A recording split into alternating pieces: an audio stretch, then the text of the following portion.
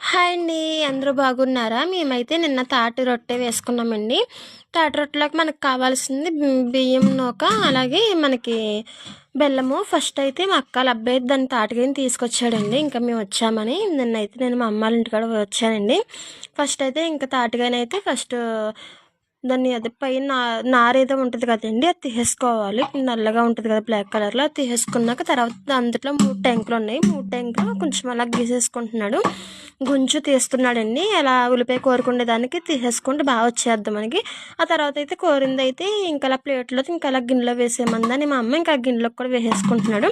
ఇంకా మా అమ్మ అయితే ఇంకా ఇడ్లీ నూక ఉంటుంది కదండి, అది శుభ్రంగా అదే కడగాలి. 2-3 సార్లు కడిగాక తర్వాత ఇంకా నీళ్ళతో ఇంకా నీళ్ళు ఉంటాయి కదండి, నీళ్ళు కూడా మనం గట్టిగా పిండేసేసుకుని ఇంకా గుంజులో అయితే వేసేసుకున్నాము. గుజ్జులోను ఆ తర్వాత ఇంకా గుంజులో కూడా వేసేసుకున్నాక బెల్లం కూడా కోరుకొని బెల్లం కూడా వేసేసుకుంది మా అమ్మ.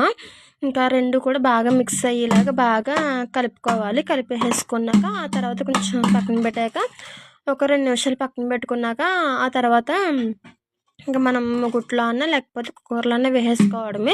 బాగా కాలితేనే కానీ మనకు టేస్ట్ బాగోదండి. తాటి రొట్టె అనేది ఇష్టం లేని వాళ్ళు ఎవరో ఉండరు, తినలేని వాళ్ళు కూడా ఎవరో ఉండరు ఇప్పుడు ఈ సీజన్లోను. నాకైతే చాలా ఇష్టమైంది. ఇంకా తెమ్మన్నా అని ఇంకా తీసుకొచ్చాడు మా అక్కల అబ్బాయి.